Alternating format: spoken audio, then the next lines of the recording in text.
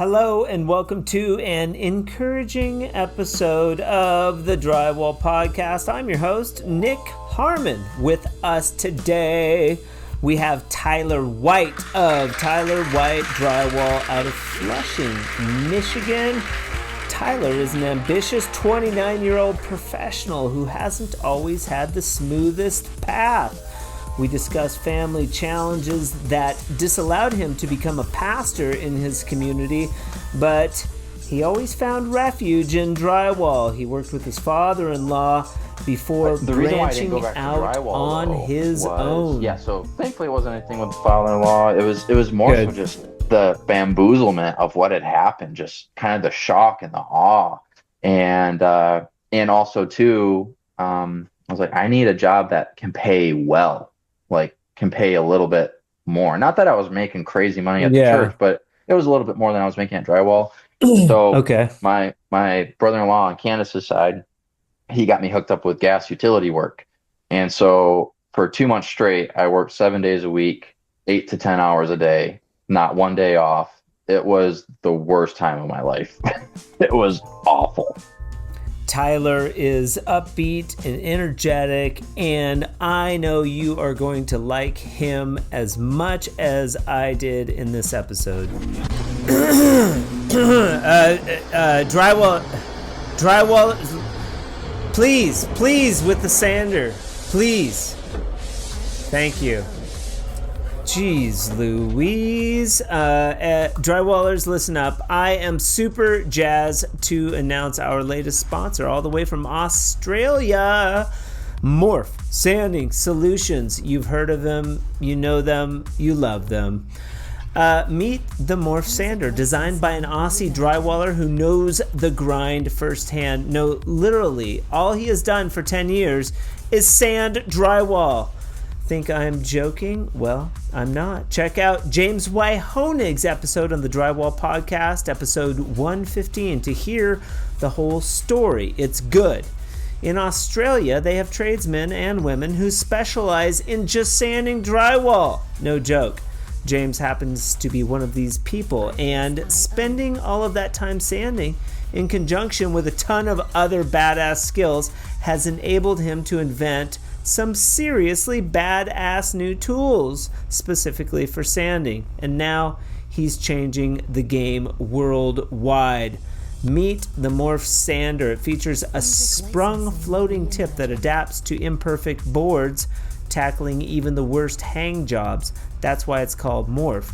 It works with the job and not against it. Have I piqued your interest? I'm sure that I have. Well, you can find out more and reach out to James directly if you have any questions at morphsandingsolutions.com.au, or check them out at CSR Building Supply, where he is now selling his products. Guests of the Drywall Podcast will receive a sweet swag bucket from our friends over at CSR just for coming on to the Drywall Podcast today. Have questions for me about the Drywall Podcast? You can reach out to me directly at info@frescoharmony.com.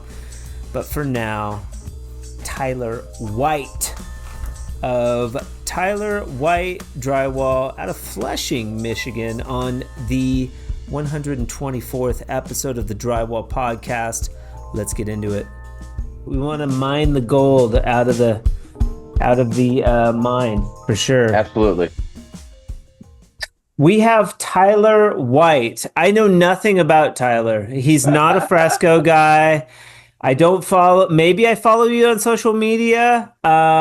Tyler called out of the blue and he wanted to be on the Drywall Podcast. So it just goes to show you, if you do reach out, if you have the courage, you can be on the Drywall Podcast. It's nothing special.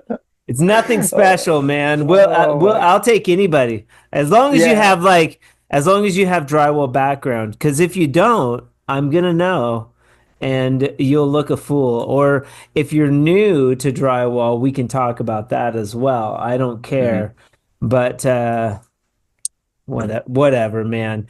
It's great to have you on the show. You've got a nice mustache. Your hair's trimmed nicely. I like that. How old are you, Tyler? I am 29. 29 years young. That's very young. Uh, and Body where are doesn't you? always feel like that, Yeah. but Where are you out of? so the classic Michigan thing. So I'm Okay. specifically in a town called Flushing, which is kind Okay. of like right in this general area right there. So Why do you people you why do you call that? And if you're listening, Tyler's holding up his hand and he's saying the classic Michigan thing. What does that mean? because Michigan looks like, at least the lower peninsula, looks like a mitten. So it's the Ah. good old Michigander thing, if you don't know where a town is, like, hey, this is kind of in this general area. Oh, okay. But it's kind of Flushing is kind of close to Flint, which tends to be the more widely known town of Michigan if you're not like from the Michigan area. But Okay. yeah, so that's where been my whole entire life. So Nice. How's the weather there today? it's a little rainy, a little cool. We're kind of in the, that winter season. So it was, even just a couple of days ago, it was like in the teens. And I think we're going to get back into the low temperatures. Might even get some snow potentially this week. So we're kind of in Okay. that cold, almost a spring temperature. So that's why I got the Yeah. jacket, kind of a light jacket on today. It's getting to be spring. Very cool. Yeah. Let's do did you, how did you find out about the podcast? I assume you've been listening to the podcast, you're enjoying the podcast, you're like, shoot, man, I could tell my story. How did that come to be? Yeah, so I remember specifically what highway I was driving on, where I probably shouldn't have Okay. been on my phone, but I was just like, That's okay. I wanted something else to listen to. I got my mix of podcasts that I like listening to, and I was like, I wonder if there's a drywall podcast. Yeah. What are the odds? And I ended up Very, stumbling. very little. Absolutely. And Yeah. this was I don't remember how long ago this was. Let's just say a year potentially. Could be under that. And Okay. the first episode I listened to, it was a female talking Okay. about kind of running like a supply yard and taking that over. That was kind of the general. Yeah. I don't remember much other of the details of it. That's Alana, and she took over Rocket City Drywall, and she made a product out of gypsum called Back to Earth, and it's for like plants. It's a two-part Interesting. episode. Yeah, Interesting. Okay, so I did not listen to the second part, but now that you mentioned the Rocket City, like that sounds that's yeah, exactly yeah. it. And And I follow so, her on social too. They're more prevalent on Facebook, so she's oh, got a okay, page on Facebook. Yeah. sweet. Hmm. And yeah, so anywho, from there, I was like, well, cool, Drywall Podcast, and because of that, I've just been eating it up, Okay. and I just talk about it to everyone I know. My wife, all Well, I do is thank talk you. about the Drywall Podcast. I just had a dentist appointment this morning. I was telling my dentist like about the Oh, Drywall funny. Podcast. So, and even a couple of the like subcontractors that I work with and stuff, I was telling them, I'm always telling them about the Drywall Podcast. Like, dude, I just learned this week or heard of this. So Oh, totally fanboying over here. And so good, when good. so yeah, so when you've ended a couple of your podcasts, like, hey, if you want to join, come Yeah, on. yeah, I'm typically, I'm pretty comfortable talking to people. yeah, There certainly is a nerve-wracking element because of the type of people that you have on the podcast. In terms of like their experience with drywall, what they're yeah. doing. Oh But yeah. I mean, We've had some badasses on here. you've had some really awesome people. Yeah.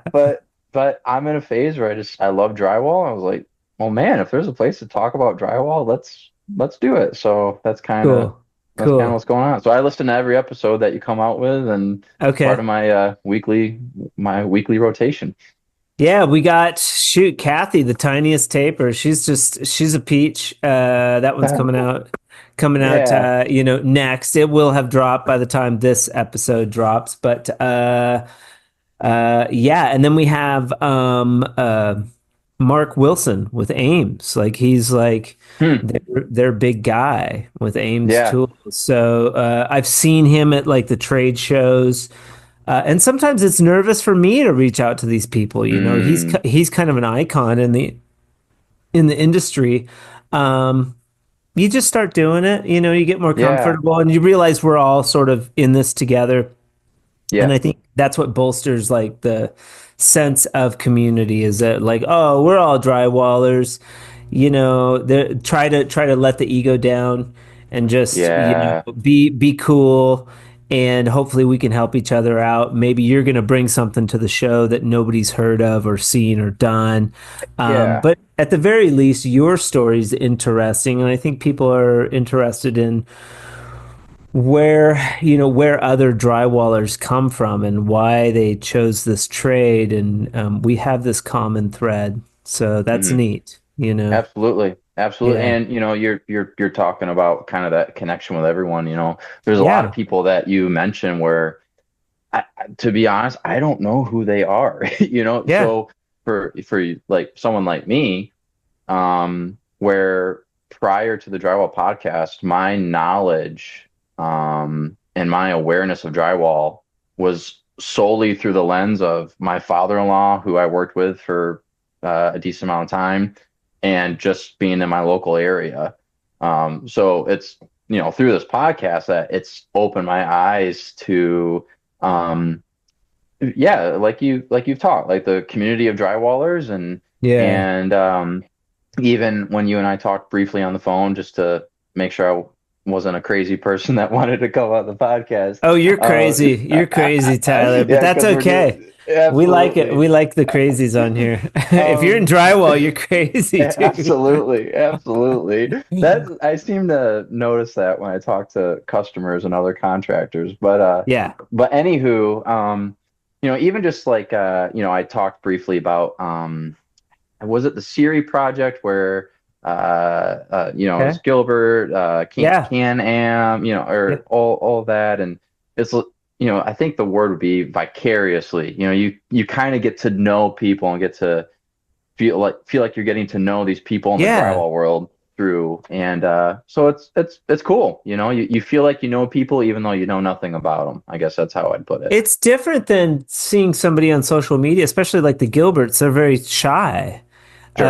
And so, getting a sense of who they are, and I mean, just from my stance, getting to work around them, they're so professional and they're so good at what they do. I think people maybe misjudge the women in the trades Mm, a lot, and yeah, there's all absolutely. different walks. It's I've seen men that claim to be really good that I think are just okay, and Hmm. I've seen women that I was like, oh, they're just posting and getting a lot of likes for no reason, but then you work around them and you're Yeah, like, oh, these people are really professionals. yeah. So there's all different kinds, and it's like sort of like don't judge a book by its cover. Uh, yeah, I've realized the lens that I've kind of unknowingly adopted, that's how I was looking at the drywall world, so to speak. Yeah, And the lens, I don't think the lens is so much like a critical or completely unopen. I think it's a lens of being unaware, if that makes sense. yeah, So when you have had on the various female drywallers, it just completely opened my eyes of, wow, that's awesome. And for during that season at the time, there was actually someone that my wife and I knew from our past church experience.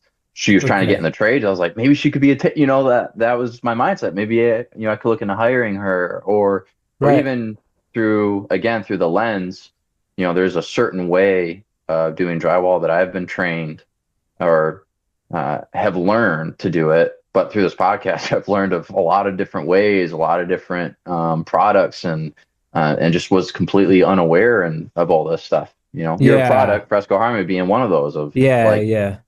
so it's really cool. So again, like you're doing a awesome job and keep it up. Thank It's you, thank it's you. yeah, gives me something to listen to on when I'm slinging Cool. some mud. Yeah, that was kind of my idea. It was like, oh, because I like to listen to music. I like to listen to Mhm. podcasts, and I like to listen to music while I work, just like everybody. Mhm. How nice would it be to have, something? And I started digging in, and I was like, there really isn't any. drywall podcasts out there. There's a couple. There's a gaggle. USG has a little one. Sure. If I may ask real quick, do you find it hard to do this podcast and on top of working and managing your product, or do you feel like you've kind of fit it into your routine? Yeah, yeah, it is hard. I think anything worth something is hard to do. For me, there's incentive though because I'm selling a product. The podcast has been very instrumental in marketing Fresco Harmony because it's connected me to influential people in the industry, not just on social media, but owners of companies, Yeah, CSR, Can-Am, Ames, now, Brian Kitchen with Drywall Nation, like a lot of very heavy, influential type people. absolutely. What it's created in ROI, return on investment, is been huge, more than any other marketing or advertising strategy that I've ever done. And I had no Yeah. idea. I had no idea it would do that.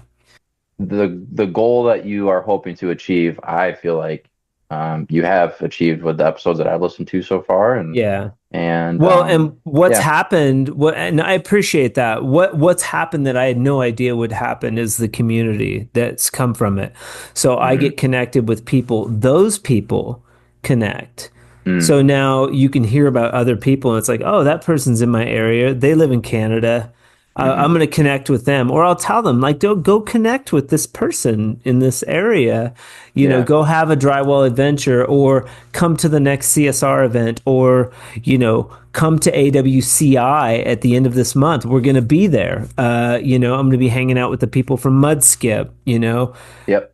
The Columbia booth's going to have a bunch of cool people. Mm.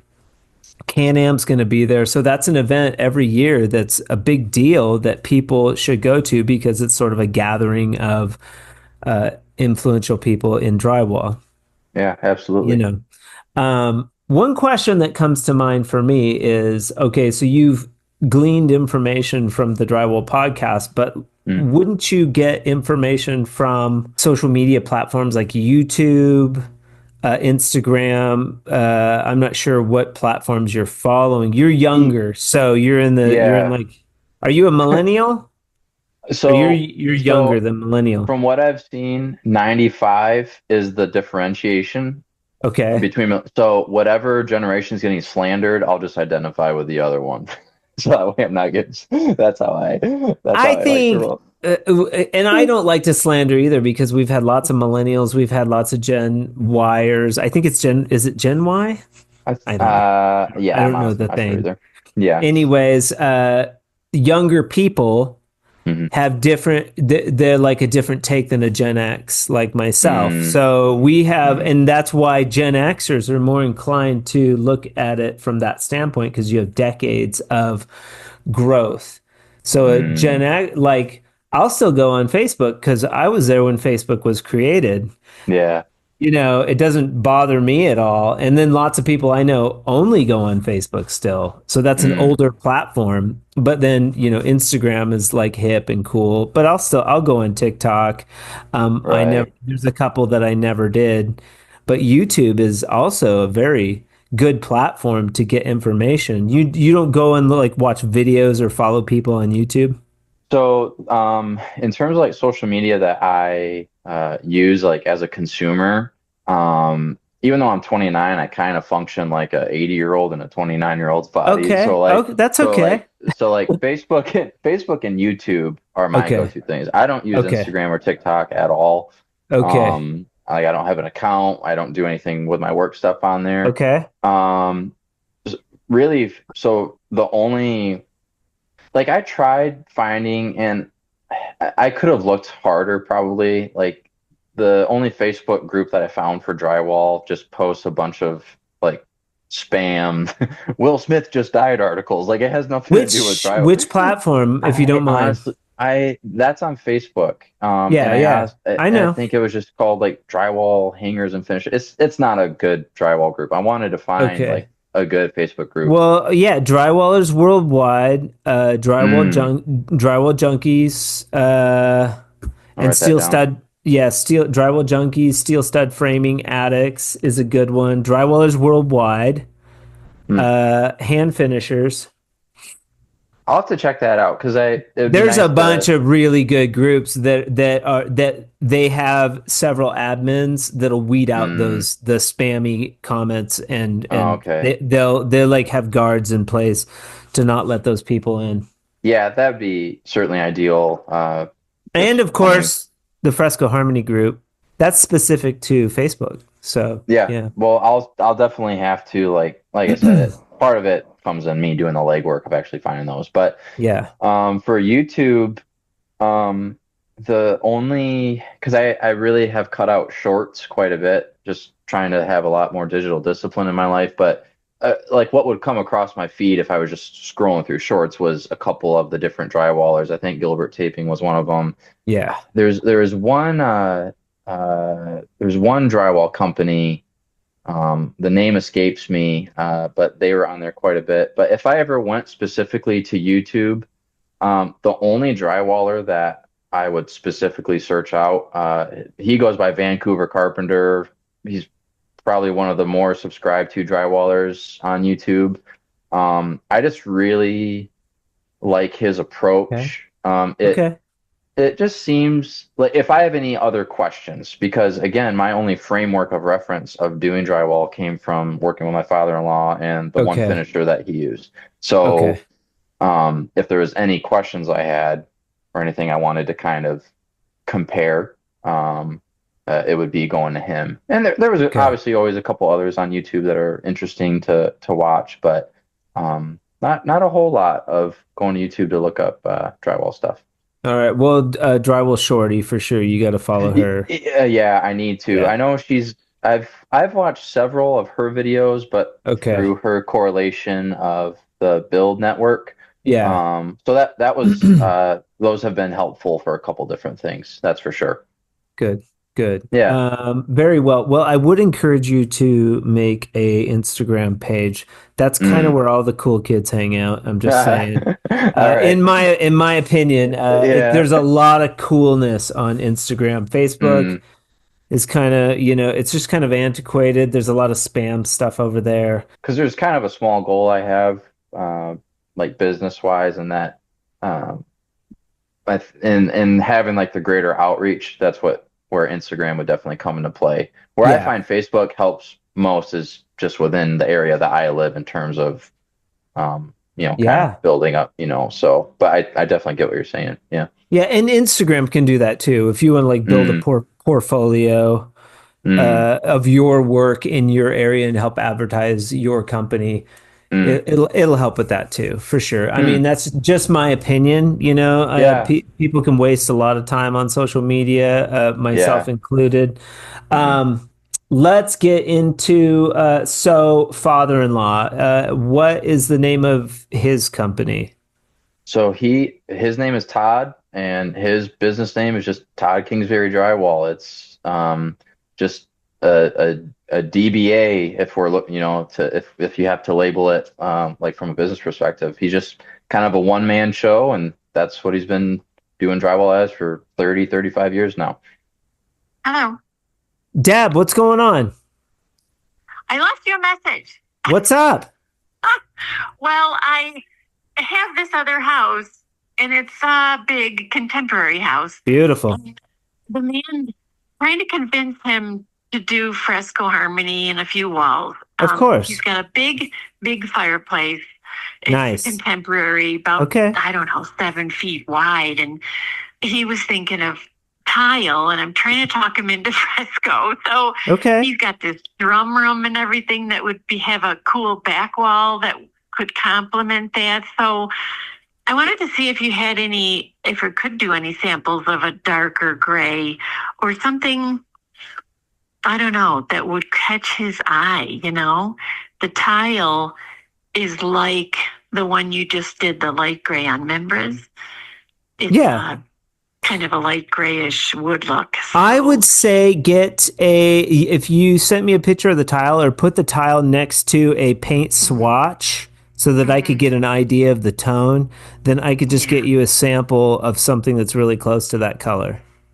Yeah, or even something much darker, because I think Sure. he wants a contemporary. We have we can go black, Deb.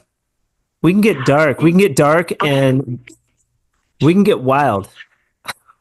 Well, that's what I was hoping for. Something that would be a little more pizzazz. I don't know if he'll want just white gray. So, all right, I'll send you a couple pictures. Send me a couple pictures and then right. I'll just hook you up with a sample. We'll go from there. All right. All Okay, right. thanks. Have a good day. You too. Bye. I was thinking it was going to be a complaint about the last job I did. So I was hoping it was going to be like, I've got some marks on the fireplace. Can you come fix? Yeah. You know how it goes. Absolutely. But no, that was good. She wants those fireplaces are money makers because I charge a minimum. So 1,600 minimum in Albuquerque, and a lot of times she'll just be like, I want to do a fireplace. That'll be $4,000 to do that same fireplace in tile, and we can do it in fresco harmony way easier. It's easier for her.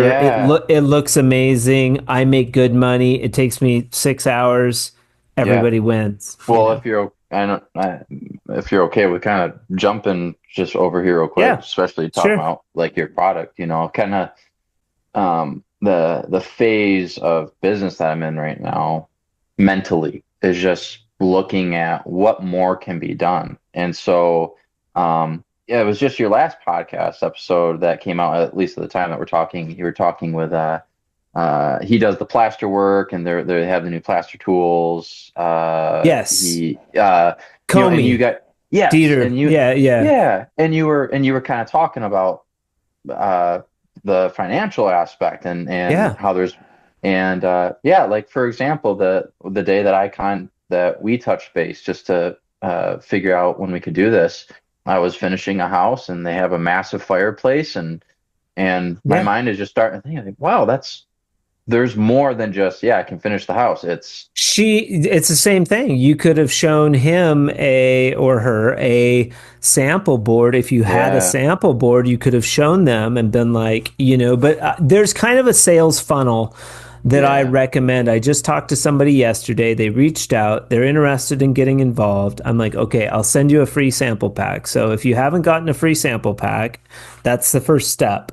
I send you a color pack and a little bit of sealer. It's enough to do like 50 square feet, a half a sheet of sheetrock. So it's enough to make a sample. If you want to do anything more, you have to buy sealer. But at the very least, you can make a sample and you can play with it and figure out if you want to do fresco. After that, I recommend doing a wall in your own home. Talk to the wife, talk to the partner, figure out an accent wall that you want to do. And pick a color, because when you get your sample pack, you'll also get a color chart. So now you have an idea of what it looks like. You make a sample board, and then you can pick a color, and then you do a wall in your home. Well, now that serves two purposes. You get to enjoy fresco harmony. You get to figure out how it is, and if you want to do it. And you also have a place where you could show a potential client. You could come to my house. I've got a wall that I did, or come to my showroom or my office. And so that serves two purposes. But now I think the biggest thing is that you have confidence. Oh, fresco harmony is easy. I can go right over existing painted texture. I can make it look like plaster. It's a piece of cake. So now you have the confidence to go to that builder and be like, hey, did you know and you could start out cheap and just be like $500, man. I'll do this finish on your fireplace, and you can check it out. If you want to do more, it's $250, $3 a square foot. We could do more footage if you want. I think the big thing is the drywall guys don't have to sell drywall. Clients come to you because they need drywall done. You give them a price. They know of your reputation as being a good drywall finisher, and you get work from that. You show up, you do good work, you get work. Drywall guys aren't necessarily good at selling stuff. It's like, hey man, check this out. Yeah. And to sell fresco, you have to do that because these builders don't know that Tyler White now offers Fresco Harmony. So you have to Yeah. like show them, be like, hey, check this out. Maybe it doesn't work on this house, but it could work on the next one. Yeah, absolutely. Yeah. Your father-in-law. So how old were you when you jumped in with him? And he had one helper at the time. So his whole life has kind of just been that one man show. He has a lifelong friend that has done finishing with him. So whenever he's needed people, if he gets a house, he would subcontract out some hangers that he knows from also some previous drywall work. And then if Okay. he gets too busy, he would subcontract a finisher, that finisher friend that he knows. And that's just kind of Okay. how, and it's always Yeah. kind of been, Smart. yeah. And like, his sons helped him occasionally when he needed help. He brought me along, and it's just kind of, that's always kind of how he's done things. If he has the And help, this he'll is take. this is your wife's dad. That's correct. Yep. Okay, so how long have you been married? This September will be 8 years. Any kiddos? We got one. He'll be 9 months and 2 days. Oh my God, you're in it, dude. I am. It's That's awesome. awesome. Super cool. Yeah. It's super Yeah, cool. that's the sweet spot. Yeah, it really is. Yeah, they're all sweet spots, but you hook up with your wife. If you don't mind, what's your wife's name? Her name's Candace. Candace. Shout out to Candace. Um, and the dad, what's the dad's name? Her dad's name is Todd. Todd. So, Mhm. so maybe Todd took a shine to you. How did that work out? You were like, I need a job, Todd. I Well, got it this, was, I got a baby. We're getting married. I don't know. How did it work? yeah, yeah. So, I mean, we were at the time, I think we had been married for maybe a year or two at this point, and I think what kind of started it was at the time I was working for a hospital in our area delivering medication. So I like to tell people I was a legal drug dealer for a little bit. And Okay, yeah. anywho, we were kind of in a period of life where we wanted to get debt free. And Okay. so we were trying to think of what could we do. So I was doing that job, and she was like cleaning a couple houses, working at daycare. Okay. And anyway, she was like, what if you try doing drywall with my dad? And you were like, And babe, that's a good suggestion. I'm I, not I I'm not working with your dad. yeah, yeah, because I mean, even today, I've known him for long enough, and him and I felt like, got closer working, but there still is that intimidation factor of this is Oh my yeah. father-in-law. Yeah. There ain't no showing up late to his job. Oh no. You'll be at dinner. And You'll be at dinner. He's like, dude, where were you today? It's yeah, like, what's going on? Yeah, I felt absolutely. bad this morning, but I feel okay now. Yeah, absolutely. Yeah. And so yeah, there definitely was, and I don't have a construction background. Up until the point I started doing Okay. drywall, like I didn't do any of that stuff. I mean, I grew up in a home where like my dad, he was kind of your typical good husband homeowner. If Okay. there's a plumbing leak, he's going to give it his best stab and fix it. If there, Yeah. if there's a so, but I had no interest in doing any of that. And Okay. so the thought of like getting into drywall, which it was fun. I'm kind of a journaler. I was in preparation for this. I was journaling like a week ago. I was like, Beautiful. I kind of want to know what my timeline is, but I think it was like 2018, 2019. So we got married in 2017. Okay. And yeah, basically said, "Hey, Todd, looking for some extra work. Want to start trying to work?" And he's like, "Great. Well, we'll get you starting next week." And Oh, so cool. so Monday through Friday, I would work with him till about 2 o'clock. I'd come home, shower, and then go work like 3 to 11 at my other job. And so Okay. just crank it Did he in. My first, did he start you out pretty good? I mean, was he, or was it like, I mean, did he give you a pretty good wage to start? I think it was fair. It's fair. I think it was like 18 an hour, Okay. something All like right. that. Now, at least I can only speak for like my experience. The way that we kind of did it, was he'd pay me by the hour if it was like that, but if it was a house, then it was, piece rate pay or whatever, however you word it. But yeah, it felt like a fair rate. I think there may have been like a slight son-in-law boost in that initial hourly rate. Well, he knew you too, and it's also challenging, as you know now, to find help these days, especially younger help in the construction industry, in drywall. It's a bitch. You're locked into the family. It's like either this kid's gonna like it or he's not, you know. And absolutely. so he tries you out, and what are you doing immediately? Two questions. What does he have you start out doing, and what was your first interpretation of drywall? My first interpretation of drywall was definitely like, this is just a job. This sucks ass. yeah, kind of like, again, no construction experience. I liked staying clean, kind of cleaner. Perfect. Yeah. And staying clean. It's like step brothers when you like go into the job interview. I show up late. I don't like to work very hard. I like to stay clean. Yeah, you probably got a kick out of that. And he's like, where are your grubbies, dude? Yeah, he just knew me as the skinny jean, styled haired church kid that his daughter was into. Perfect. Yeah, absolutely. But he's like, I'm gonna groom this guy. We're gonna whip him into shape. Yeah, well, I remember. I still passed the first job I ever did with him. It was we were hanging a house in Clio, which is a town right over, and I'll never forget, he just gave me, at the time we were using like corded screw guns, and he was showing me how to use it, and every screw I'm just like burning out and not sinking them in all the way. And I'm figuring it out. I'm hurting my fingers as I'm reaching for my screws in my pouch and just like nervous the whole time, and you kind of immediately, because I was working with him and my brother-in-law, and you immediately like trying to size yourself, but I didn't know what I was doing. I'll never forget that first day. No. Hanging's a bitch. If you've never done it, like nightmare. I'll never forget. We were hanging the lids that day, and we were in the stairwell, and this piece, we just couldn't get it because the framing was just a little off. Mm-hmm. And Todd was just taking his time, cutting it with a knife, and we're just shaking. And I was like, Todd, I have to put this down. I cannot. Yeah. I can't hold this any longer.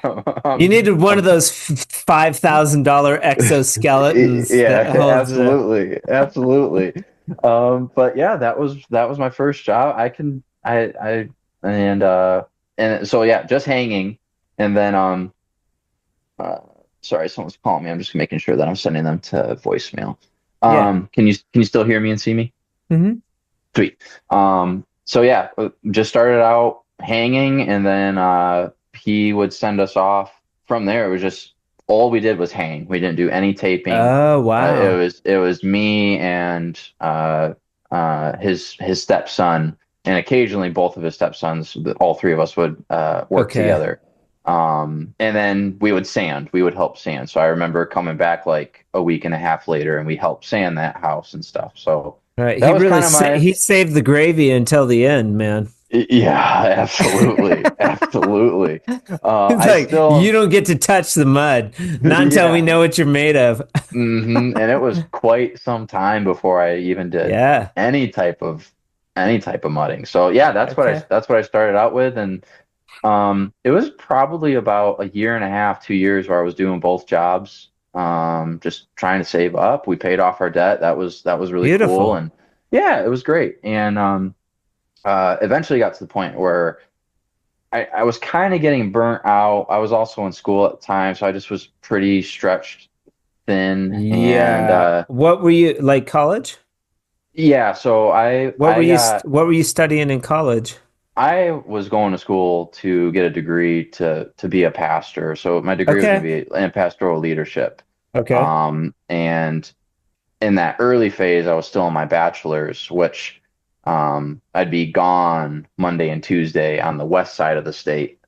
because you do classes 2 days a week for 9 hours a day, and then during the summer I would work though 5 days a week, and then during the school year I would work Wednesday through Friday, both jobs. Just to pause really quick, you're the second pastoral aspiration drywall guy that didn't go into pastor work. Really? And yeah, Jonathan Dansby is the other one.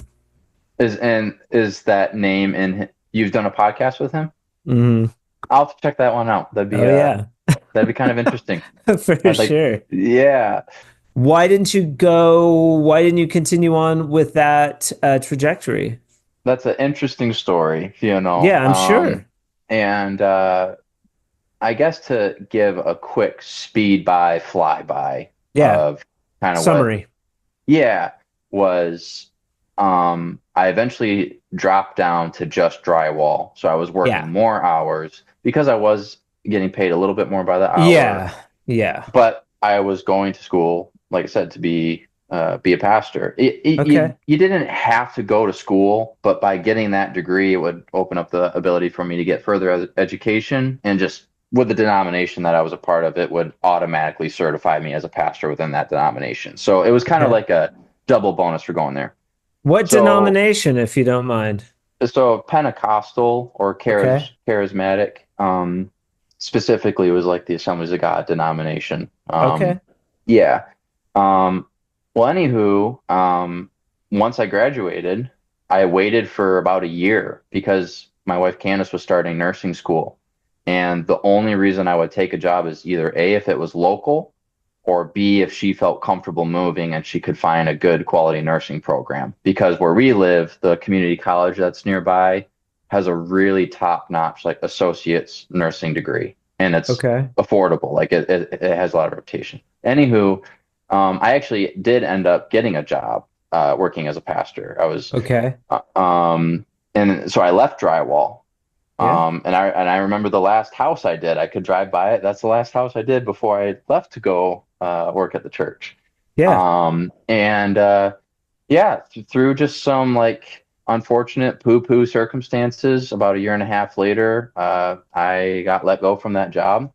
And the other guy did too. You both got fired. You both got fired from being pastors. It's so interesting. The natural next step for a pastor that doesn't make it in the pastor world. Fucking drywall. Absolutely. Well, it was kind of interesting. Like that's really, I have to check that episode out. Heathens, you are. Yeah. And nice enough guy too. I believe John. He came and visited and did a fresco harmony job too. We put him up at a place here. He's one of a very few people to do the pilgrimage to Albuquerque to learn fresco. Interesting. So, remind me of his name again. I'm sorry. Jonathan Dansby. Oh, sweet.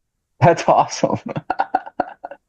That's great. I love that. Yeah, a good guy. Yeah, nice full beard. Yeah, that's like he should be like cool. Living in an Amish community or something. Yeah, very nice guy. Both of you guys very nice. That's cool. That's a bummer, and I'm sure it's probably fine, and it didn't match up. I'm sure there's a lot of variables with becoming a pastor that need to take place because it's a very unique, honorable type position. I can imagine. And upon reflection, without getting too much into the weeds of it, being, you and I talked briefly, being a man of recovery myself, I've learned a lot, and reflecting on, because it happened like three years ago now. I think will be 4 years ago now. That's August. Why you got fired, because you kept getting into the wine. You kept getting, dip into the wine barrel. Right, absolutely. Like Jesus did it. Why can't I do it? No. Sure. It's I think at the end of the day, I am happy where I'm at in life.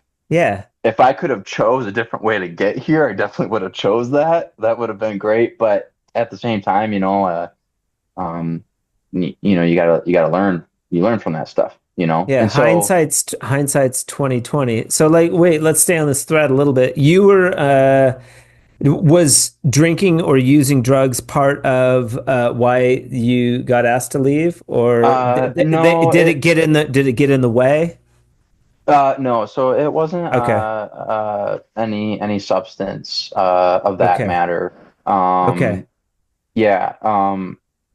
That's okay. We Yeah. don't have to go into it. Yeah. And I was thinking about like what is comfortable sharing because um, this in case this got out for business purposes, Yeah. Yeah. But I mean, I I got to get up in front of like 300-400 people and be like, hey, this is me, this is my sin, and I Yeah. have, you know, and Yeah. it was a really it's still like Yeah.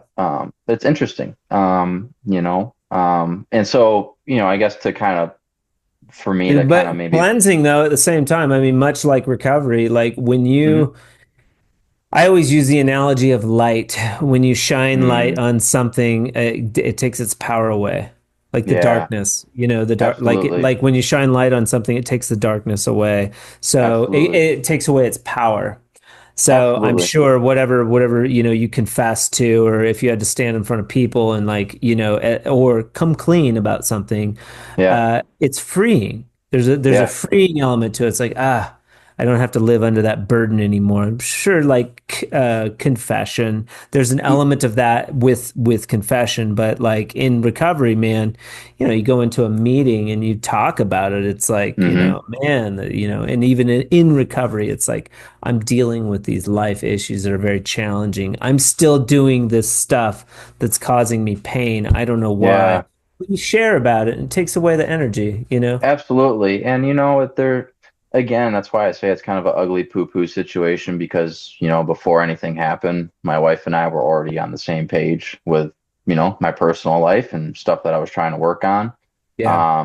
But it just so happened to be, you know, uh in answering a simple question, I ended up just sharing like, yeah, I see a counselor and I've been doing this for a couple months now. I'm trying to better myself. And Good. unfortunately, it just was when that information came out, I was like, you can't do that. You can't, you can't be having issues like that. So we're going to have to let you go. Okay. So I'm to that degree, I'm thankful that, I already had a level of openness with Candace as, she's my wife. She's got to know what's going on. Yeah. Good for you. And yeah, and so but again, the Tyler White back then is not the same Tyler White today. And Love it. I still have a lot of growing to do. I actually got group tonight, that's every Tuesday night for Good. me. And Good for you. um, I learned a lot. And I think to just kind of button up any thought on like the pastoral work that you mentioned, the ego, the character defect, Tyler White would say heck yes to another opportunity in that, because Okay. you get what I'm saying? It's Yeah. because there is an element of, potential pride or whatever, but I have a lot more um, I think I did respect the position, but I think I have a lot more reverence for what serving in that position actually means and the care that you're supposed to have over people. Oh yeah.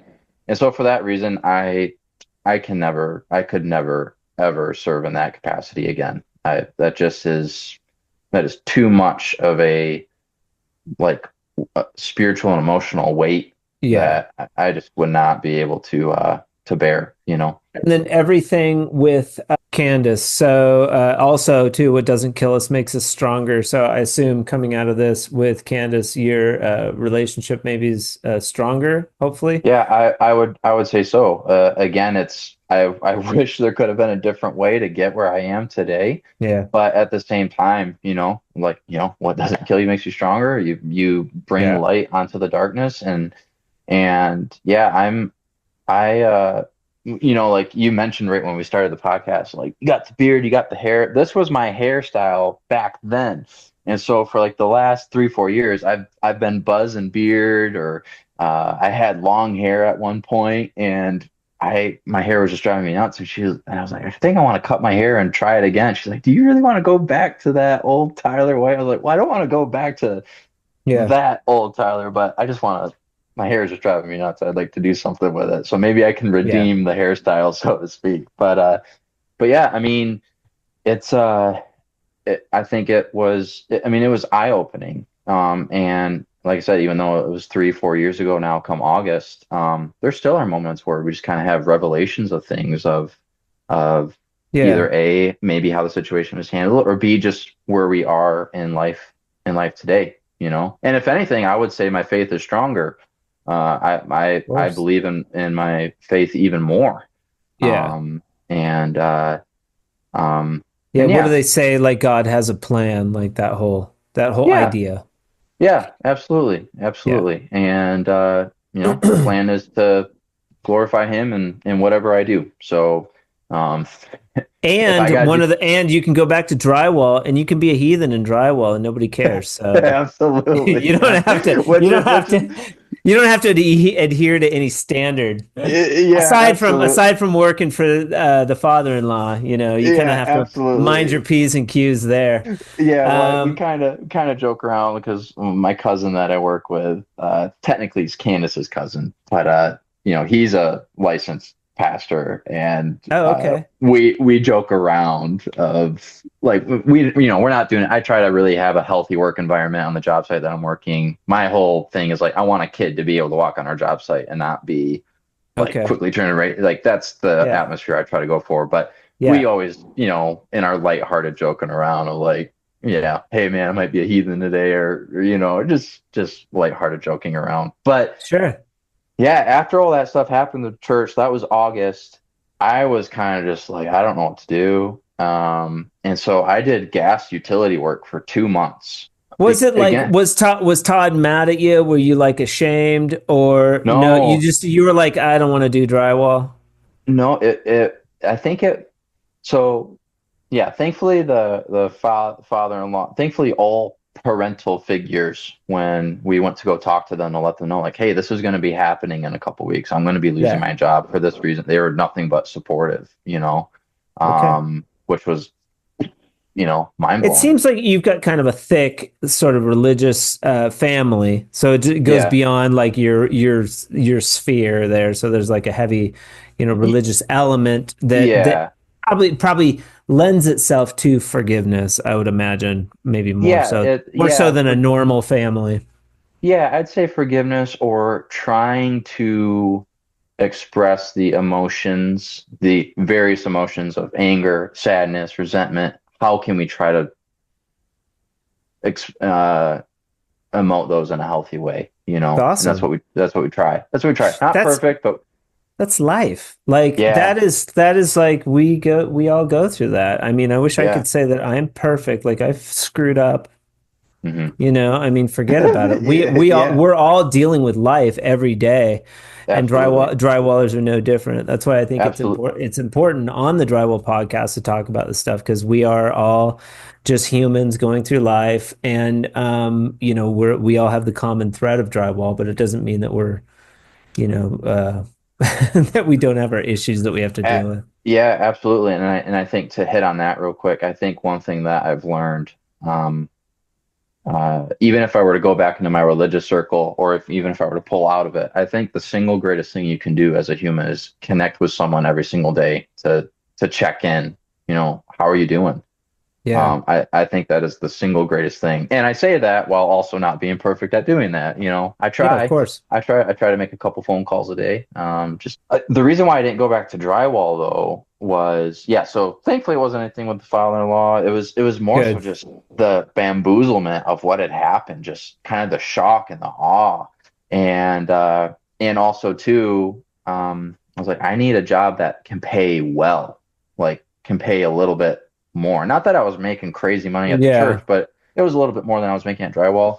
So my brother-in-law on Candace's side, he got me hooked up with gas utility work. And so for 2 months straight, I worked 7 days a week, 8 to 10 hours a day, not one day off. It was the worst time of my life. It was awful. It was awful. I was getting in muddy holes. I was doing, Yeah. and I was going into nasty customer homes, and Yeah. it was horrible. And it was funny, like I have a couple journal entries during that time of my life where I was like, this is killing me. Yeah. This is horrible. And so now, thankfully, it was great. It was excellent pay, but that was not worth it. So I quit that. That's the only job I've ever quit where I just was like, I'm quitting. Yeah. Normally I've Good. put in 5, 6, 7 years at any job that I've worked at. So anywho, I took like a month off. I was still keeping my thing with the gas work in case they wanted, because it was a union job. So they're trying to send you to go work. And I just eventually told him, like, yeah, I don't want to do this anymore. You can just go ahead and take me off the books. And so I reached out to Todd. I was like, hey, can I come back and do drywall work? Beautiful. And well, actually, I did do drywall work in between the loss of the church job and the gas work, but that's just because I knew I was going to do the gas work, but I just was trying to make a little bit of money until then. But it was just all roads lead to drywall. absolutely. And so after the gas work, after that time off, I went back to drywall. So that would have been like 2022. Yeah. And yeah, at that point, I was working for him, pretty much full time. Yeah. If he had the type of work to provide it. And by October of that year, because I was starting to tape for him. Wasn't doing a whole lot of finishing for him. I just was primarily like hanging tape at least. And by about October of 2022, kind of had this revelation of like, maybe I could start getting some side jobs doing drywall work. And so that's where I, got at least my DBA, because it's, $10, $15 here in Michigan, and just Tyler White drywall at the time. Smart. Yeah. And then it was, and if you've listened to the Drywall podcast, you'll find a lot of the old school dudes, they just do patches, man. There's a lot of money in it, Yeah, there really is. You have that kind of hustle because you got to get a lot of them. Now, thankfully, my father-in-law, he has the luxury of, he's got a couple contractors that, even if he just kept the one contractor, he would make a very comfortable living, But yeah, by about September of 2024, we sat down and I was like, we either join or it's best if we part ways, because my busyness was just conflicting with my availability for him. And he was super helpful. I'm so thankful. He's like, you gotta go make money, man. I get it. Absolutely. So that's actually just filed for my. Did you guys sort of combine efforts, or he throws you work, you throw him work? How does that work? Yeah, so nowadays it's if he has a job that he can't get to, he'll let me know, and vice versa. Or if he's got a big house coming, if he has like a house coming up, he'll ask if I and any of the people that help me out are interested in hanging it for him at least. Okay. Yeah, and I'll do the same, because I'll get people reaching, and I'm like, I just can't do it, so I'll give him the job, or I'll at least say like, hey, I can't do the job, but I have 2 other drywallers that I trust. These are their numbers. Shout out to Todd for not being a douchebag. Yeah, absolutely. Like a lot of people won't do that, and it's like it's the rising tide philosophy. It's like we're all in this together. Like we all want to make as much money as we can. At a certain point, if you're not an idiot, you can like branch out and start doing running your own work and getting an optimal pay, because as drywall is challenging. Sometimes like it doesn't pay enough a lot of the time. You almost have to work for yourself to eke out a living.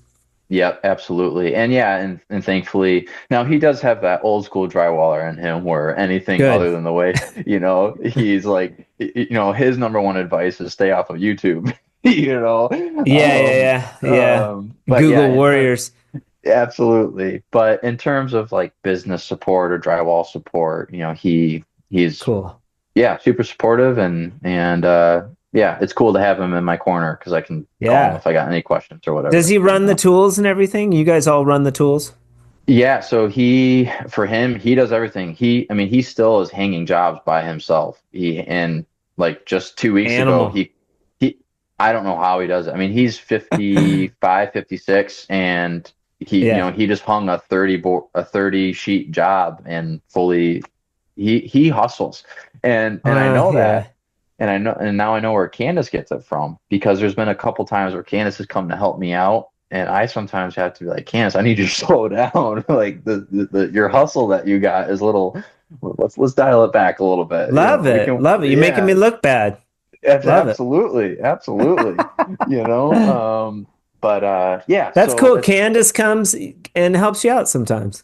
Yeah, every now and I don't know if I'm proud of this story. I'm proud of her for the story. I'm ashamed of me for the story. When she was like 5, 6 months pregnant, she helped me till 4 in the morning because I was trying to get this job wrapped up. I was a stress case. Like I needed to get the bead on. I needed to get everything ready for the finisher. So she came and helped me clean, put corner bead on, and we worked till 4 in the morning.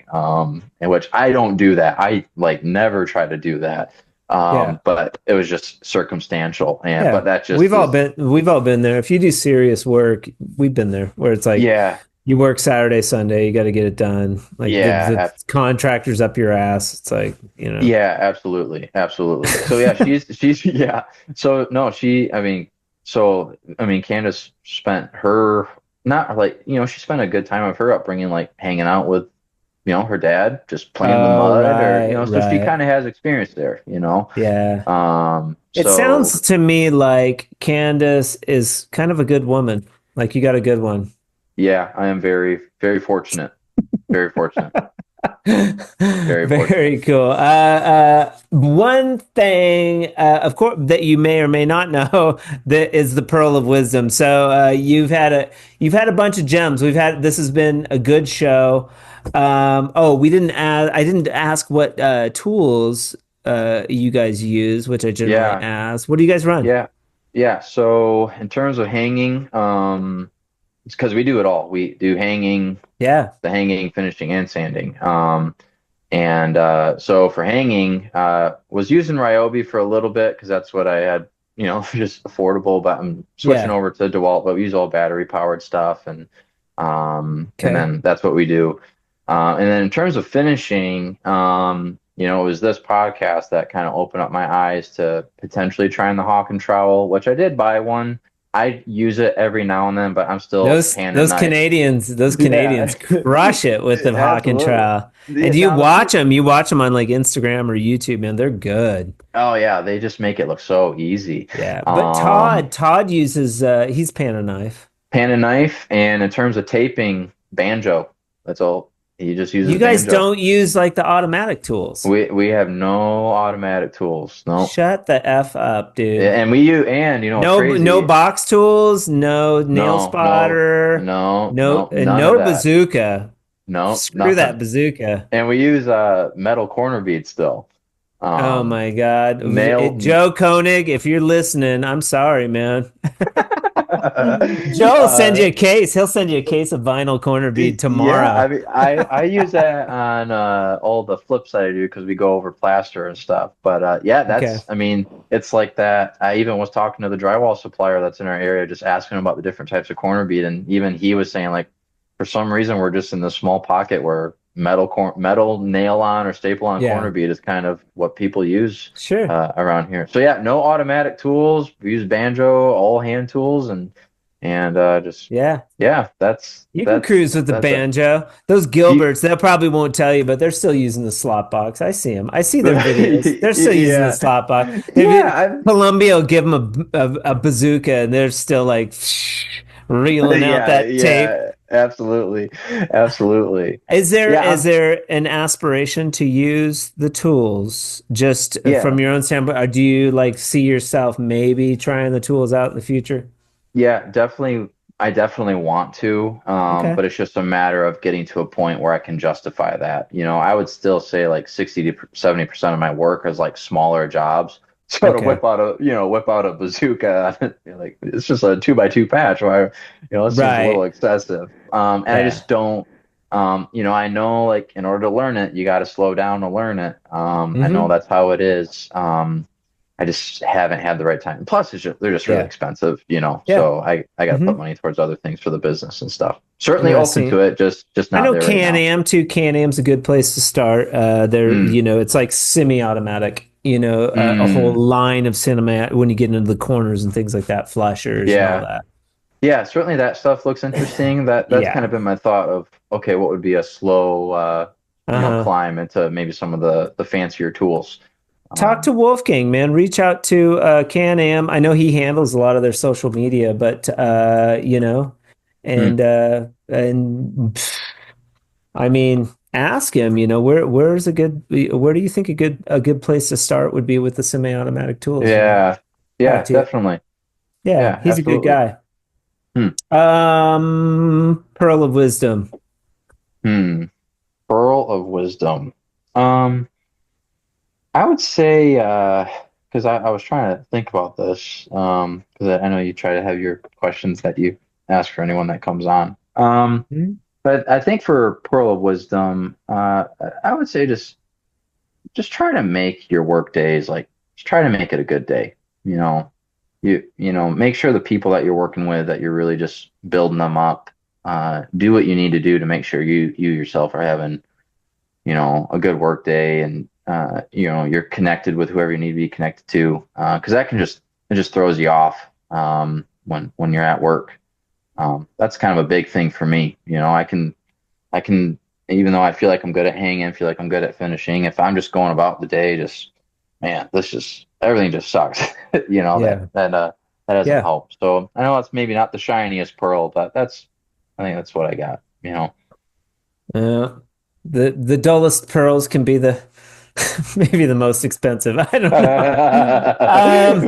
No, it's true though. I think you got kind of lucky. You got in there with Todd, and you got, you knew him, and sounds like you guys are all, friends, and it's a good crew. That helps a lot. If you're listening and you're in there with a shitty crew, like, you don't have to work, or if your boss is a jerk, you don't have to work in that atmosphere, man. I've been there with bosses that are jerks, and I've been with crews that are like awesome. And man, it sure makes the day way more fun when you're with a great crew. It helps tremendously. Like every Friday, I call it Feel Good Friday. Anyone that's working for me, we buy them some drinks or food, and we just Feel Good Friday. I like it. Feel Good Friday. And this podcast will drop on a Friday, so you'll have to put it on at work. Todd will have get a kick out of it. Maybe Candace. I don't know. Yeah, absolutely. Maybe they'll hate it. Who knows? Who knows? You just got to throw it out there and hope for the best. But I'm glad that you reached out to be on the Drywall Podcast, Tyler. You've got a great story. I appreciate your candidness. This has been great, man. Yeah, I really appreciate you just kind of having an open door and allowing me to come on. So hopefully for someone out there, it's a fun listen, and maybe they get something out of it. So I appreciate it. And if you're listening and you've kind of wanted to come onto the Drywall Podcast, you think you have an interesting story about drywall, give me a call, man. It's a phone call away, and we'll get you on the show. It's pretty easy, right? Absolutely. Just sent you an email. You called me the next day, and here we are. That's it. Tyler White, thank you so much. I hope you have a good rest of your day, and we'll get you a sample pack. Yeah, that'd be awesome. I appreciate that. And thanks again, Nick. Appreciate it. All right. Talk soon, bud. All right. Sounds good. Bye-bye. Bye. I hope you guys enjoyed this episode of the Drywall Podcast as much as I did. Tyler's a great guy, and I'm glad he got to share his voice with you. You can join us each Friday for fascinating episodes of the Drywall Podcast, like the one next Friday with the great Mark Wilson of Ames Taping Tools. That's right. He's going to be with us on the Drywall Podcast, and it is a very good episode. Today's episode of the Drywall Podcast and all of the episodes in the month of March have been brought to you by Morph Sanding Solutions. Huge shout out to Morph for supporting the Drywall Podcast. You can hear my interview with James Y. Honig of Morph Sanding Solutions and all of that good stuff on episode 115 of the Drywall Podcast. If you're interested in checking out more about Morph Sanding Solutions, you can go to morphsandingsolutions.com.au, or you can find this new sander at csrbuilding.com. Thank you so much for joining me on the Drywall Podcast today. I sincerely appreciate it. You guys keep listening. I will continue to deliver good content. I hope it's good. Until next time, I hope you guys have a fantastic weekend. And remember, keep drywalling.